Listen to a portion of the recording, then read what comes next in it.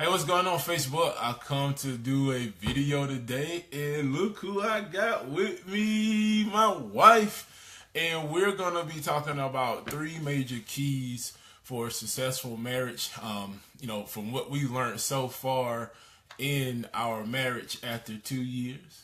What? Oh, okay. What we learned, me and my wife, we just celebrated our 2 year marriage, 2 year anniversary, excuse me, on April the 11th. So we want to just talk about some of the things that we learned. So I got a quick question for you. If you are married or engaged and you know that growth is something that you're going to have to go through, you've already went through it, I want you to drop a number 5 in the comment section for me. And if this is your very first time seeing my video, my name is Darren Johnson, and my name is either there or there somewhere, then I want you to drop a number 1 in the comment section for me. And if you're someone who sees my videos from time to time, thank you for watching, and just drop a number 2 in the comment section. And my reason for doing Facebook Live videos, if this is your first time seeing one of my videos, is I believe in invest, learn, teach. So as I invest in becoming a better person, better husband, just a better human being, and I learn things, I know it's going to help me. It's helped other people. So I believe it can help my friends here on Facebook as well. I don't believe that knowledge is power, but I believe that applied and shared knowledge is power. So I'm going to let my beautiful wife, Michelle, give her first tip. And we're just going to go back and forth. And I hope you guys enjoy what we are talking about. Hey, Stephanie. Hi, Stephanie. I'm going to say within anything is about work. Marriage is work. Marriage is consistent work. Consistently. But the biggest thing, number one thing, I feel like the number one thing is to have a successful marriage, successful first couple of years, anything in that, it's mutual respect. You must have mutual respect for one another, in and outside of the home, because when you start dealing with and understanding law of acceleration, when you get into an altercation with one another, argument, spat, whatever you want to name it. When you get into that, we tend to want to hit below the belt. And when you do that, you lower the level of respect you have for one another. And because of that, we must always keep that in mind, to have a mutual respect for one another, because that's one of the key things that once it's lost, you're really tearing at your marriage. So that's my number one thing as far as my number one tip. And I definitely agree, baby. Thank you. High five. Yeah, you can't beat people up. Definitely don't want to do that. So my number one tip is this. I hear a lot of people say all the time that, you go through that honeymoon phase and then it's over. Understand, regardless of what you see on Facebook from us, from other people's marriages or relationships, it will not always be a honeymoon. There will be issues in a life to go through, but if the love is real, it is going to be well worth it. So you have to be a person that's ready for that. You have to already have it determined in your mind and in your heart. When you take your vows, you say for better or for worse. So you can't just say those words and not believe them and not stand by them and not operate in them. You got to be ready for the tough times. They're going to come, and it may not always, and hopefully it's not always tough times just within you, from you and your partner. You're going to have a lot of outside issues, whether finances, whether other people, whether family and things like that, that could affect your household. And there's going to be times where you have to be the stronger person. And there's going to be other times where you're going to be a little beat up and weak in the moment, and your spouse is going to have to be the stronger person. And you guys just have to work together in that, and just realize it's not going to always be bright and sunny. There are going to be rainy days, cloudy days, and tough days. But if your love is real, you will persevere through and push through to the next level. So it's not going to always be a honeymoon. So if you agree with that and you've been in a relationship, please drop a number 6. But if you get ready to get married or you're in a serious relationship, then be prepared, because it's not going to always be a honeymoon phase, regardless of what you see on these Facebook profiles. Absolutely. I will agree to that. Again, it falls back into a marriage is about work. So my second tip is trust. Women, when you're dealing with a man, they have to understand that they can trust you. At the bottom line is you're bringing two people. I don't care how long you've known each other. Darren and I've known each other for so many years, but he has to feel like he can trust me. He's gone through things. He's experienced things in his life. At the end of the day, if he can't come home and trust his wife with his secrets, with everything, if he feels like he can't come home and be vulnerable with his wife, that is a big component of marriage. So in order to get over hurdles in marriage, to get over things that you've experienced in life, experienced before you got together, experienced once you get together, he has to know that he can trust his wife. He can cry in front of his wife without her later in argument throwing it up. Remember I said that law of acceleration. When you get into an argument and all back and forth with your husband, you can't go at him and be like, oh, like he was crying last week. You can't do that. So please don't do that.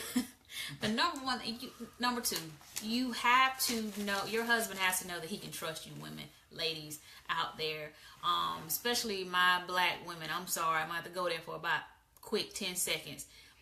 Our husbands are beat up a lot out there in the community. The last thing they need to feel like when they come in the house, that they can't trust their wife. They can't be vulnerable with her. They can't be fully exposed. So that's my number two tip. Ladies, let your husband know that he can trust you with any and everything. High five. I gotta give my wife a high five on that one, because that is real. I hear a lot of men say that, especially that last part about whether black or white. I hear both talk about the different races, talk about being out in the world, whether you're in working field, in business, or whatever, and you get beat up in life. When you make it to the four walls of your house, it needs to be a safety vessel. It needs to be a safe haven where you can relax, have your guard down. I definitely couldn't imagine dealing with things out in life and coming home and having to deal with issues as well. So I gotta give my wife her props on that, because she takes care of me definitely in that area. My number two tip is it can't always be about you. If you are a selfish person, you better change that real fast, very fast, if you want to have a successful marriage. Now, I do believe at some points you may have to step up and say, look, hey, I want this done.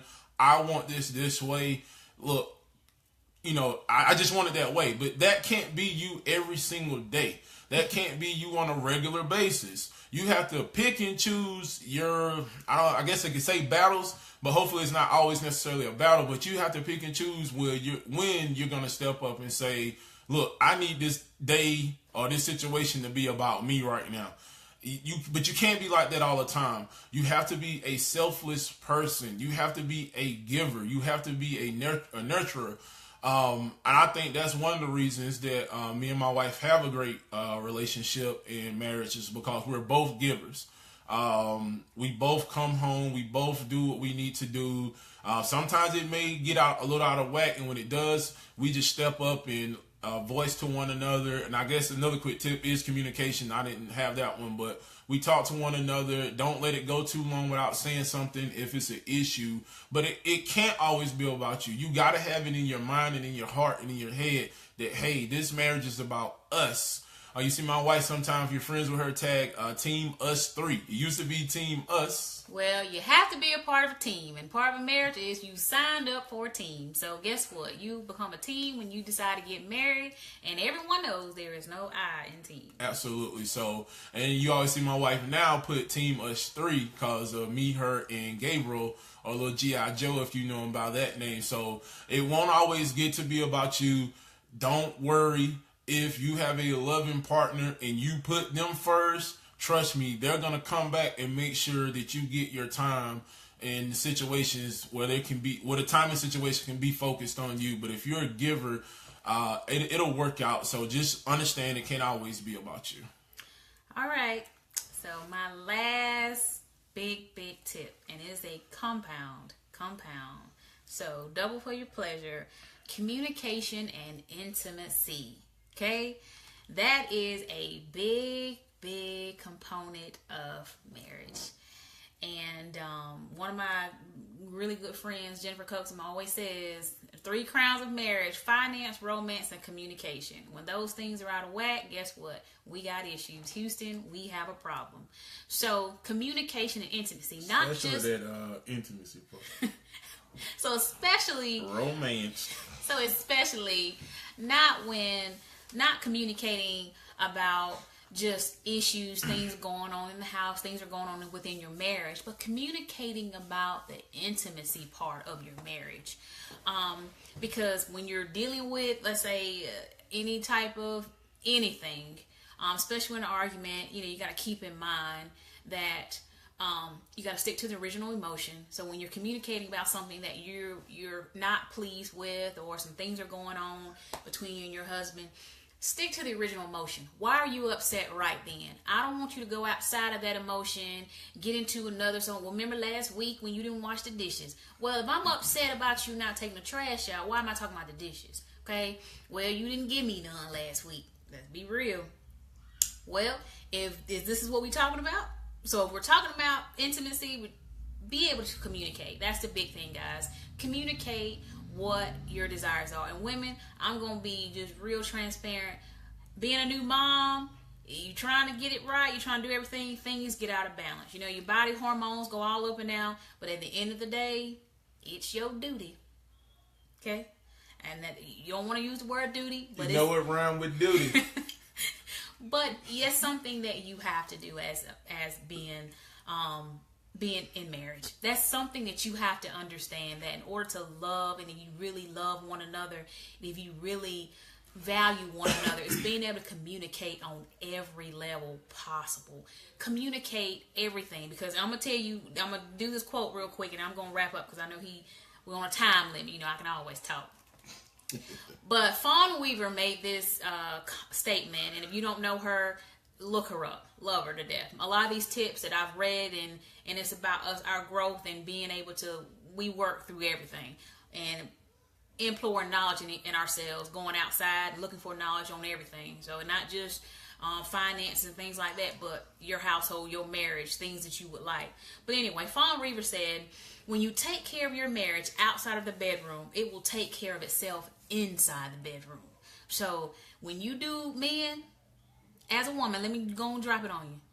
When you take the trash out, when you do your part as far as help washing the dishes, you make her life a little bit easier. Get a baby a bath. Get a baby a bath. Okay, when she done had a long day and she come home, and she's like, her first thing is, we women, I got so much to do when I come home. Guess what? When she has a lot to do, guess where that places you? On the back burner. That's the last thing she's thinking about. So guess what? When you help her do your part, guess what? Then she wants to do her part. She wants to help you out.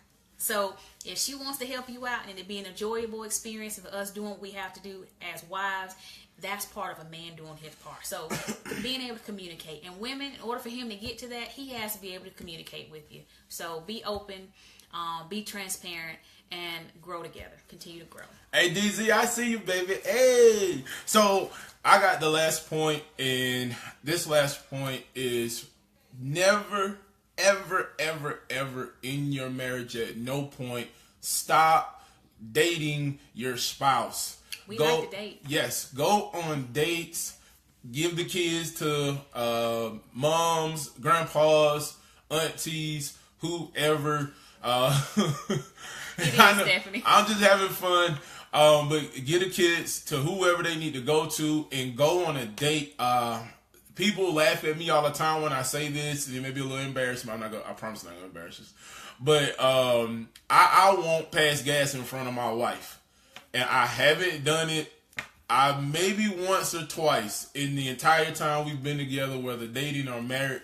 And that's been about 4 years. And the reason being is I wouldn't have passed gas in front of my wife when we were dating, because you don't want to do that type of thing when you're dating. I know some people say, well, we don't do that. We fart on each other and put our heads under the covers or whatever. But at some point, it's certain things about bodily fluids and smells that gross people out. Bottom line, and even though this is your spouse and they love you, you just think about like when you very first start talking to this person, you always were clean cut, hair done, dreads, whatever, haircut. You smelled great. You dressed great. You didn't have that, oh, I got my man. Oh, I got my woman at home. I don't need to do those things. I still hold the door open for my wife. I still give my wife back rubs. Whatever you did to get her, you got to continue to do it to keep her. Absolutely. I still give my wife foot rubs, back rubs. We go to the movies, we go out to dinner, and then of course we still do things as family. But you gotta make sure you have that one-on-one time. Like she said a few minutes ago, it's what's done outside the bedroom that's gonna make the things inside the bedroom stay great and stay fired up. So, that was our tips. We hope this helped out. I'm glad I got my wife to do a live with me because she was just totally against it, but she opened up for it. And I think my wife did an awesome job. If you're watching the video live or you catch it later, you think my wife did a great job with me on this live, just drop a 10 in the comment section and encourage her to do lives because my wife has a lot to talk about. She's been through some things in life, but she's one of the strongest people I've ever met, and I'm not just saying that because she's my wife. So she has a lot of value to share with people. So I'm trying to encourage her, at least from time to time, to do a Facebook Live. Just because of the knowledge she has. Look at Devin. Well, why he talking about it? Let me get back on the subject because he all that. But I'm gonna say, and my wrap up with this whole thing is, guys, young men, understand tomorrow is not promised. Understand that when you decide to get married and things like that, you go to bed angry, you do things like that. We've had a lot of scary experiences between he and I. Just since we've been married. I've watched my husband have a seizure. That was probably one of the most scary things I've ever had to experience. So you got to think about, you don't know when something in life is going to pop up and you want to go to bed angry. Something that at the end of the day, it won't matter and at the next day. Okay? So communicate, love one another past 110%. Ain't no such thing as 50-50. Love each other past 100% because go hard or go home. Exactly. If you want a successful marriage, if you want a equally yoked marriage, a blessed marriage, communicate with one another. Do what you have to do. Do the work. Absolutely, guys. So that we're gonna end. Thanks for all the likes and comments and shares. We greatly appreciate it. Like I said, if it did bring value, please share it with someone, and we'll see you on the next video. Bye. Peace.